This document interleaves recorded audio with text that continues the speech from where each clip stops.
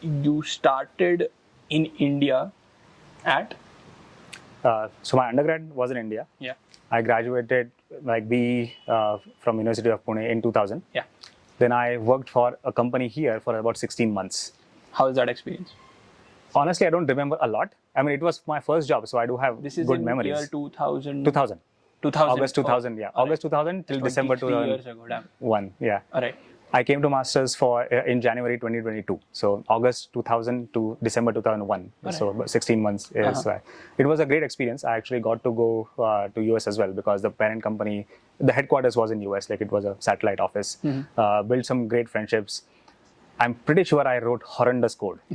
And at that time, actually, we did not have processes about code reviews and whatnot. So later on, now I could connect the dots saying that, okay, we should have, even startups should have that, because otherwise, at that point, I was like, I'm solving the problem. Like, I'm doing awesome. Is it just push to prod all the time?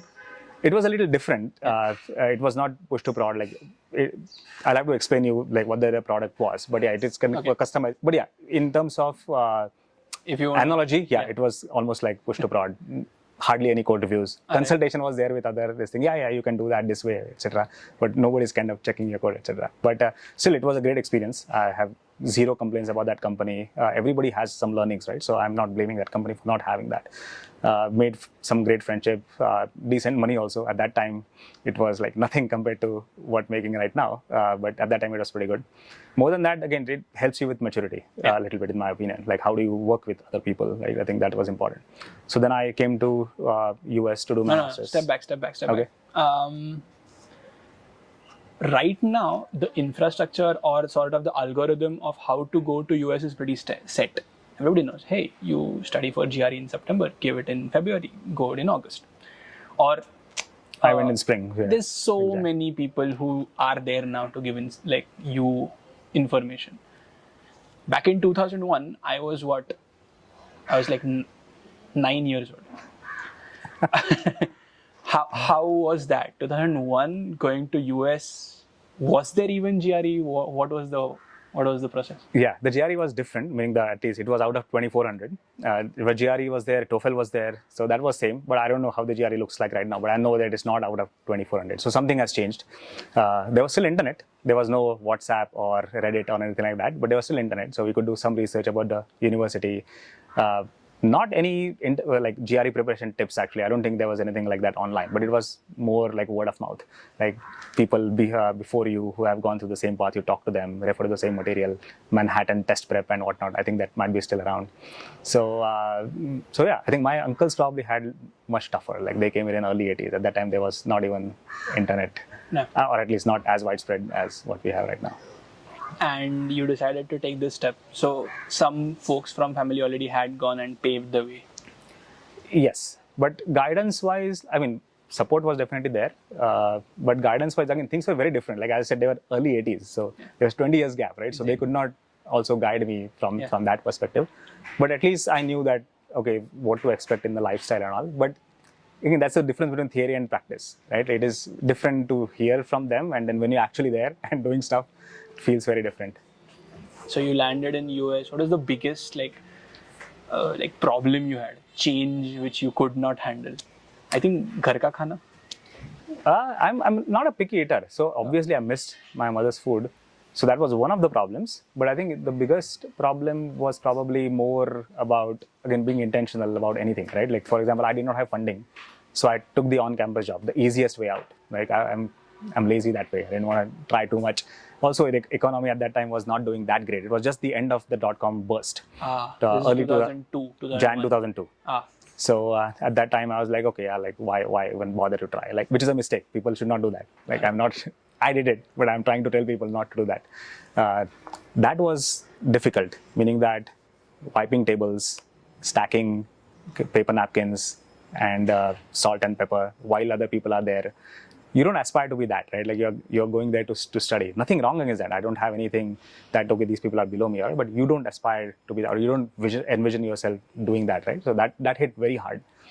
That was a kind of eye-opening kind of experience that you have to take life seriously. I didn't take completely seriously, but still, it was a good wake-up call for sure. But it was again like that was one of the best things ever happened to me, working in the dining hall. And so what I cut sandwiches, I cut pizza, I was grilling burgers, flipping burgers. I mopped the floors because I was in upstate New York, so in wintertime, all snow and like dirt over there. And I actually become a student manager over there, so which is a slightly elevated position with some benefits as well, monetary benefits. But that means that if somebody is not there, you have to do their job. Or at the closing, you have to be there if your shift ends in that. So that means that, okay, like at the end, mop all the staircases, which are like filled with snow and mud and whatnot.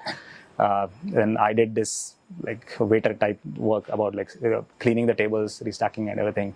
So you did this for about 3 years? I did this for about, well, yes.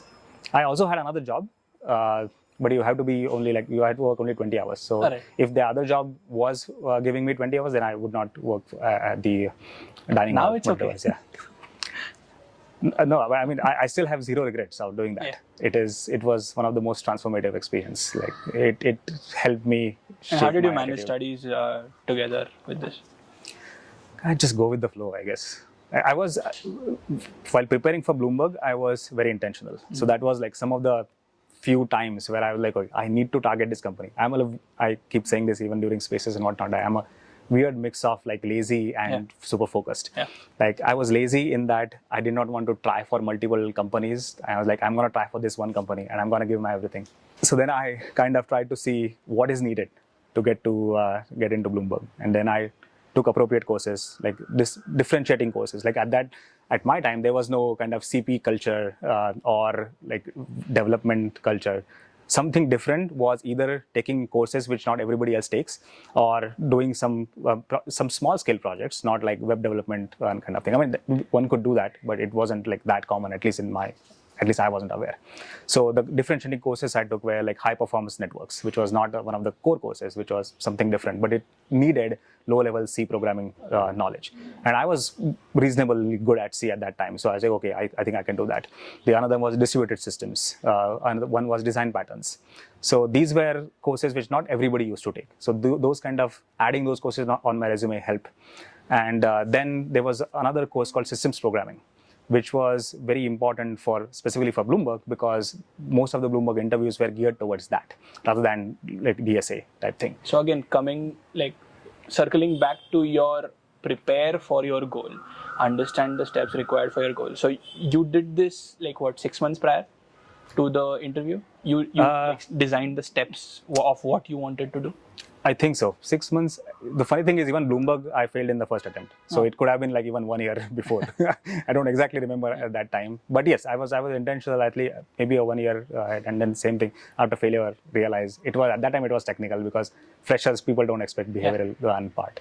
I still remember one interview that I messed up. It was about malloc, allocating memory and passing pointer. And then I was supposed to pass pointer to pointer, but I only passed pointer. So it was not going to work.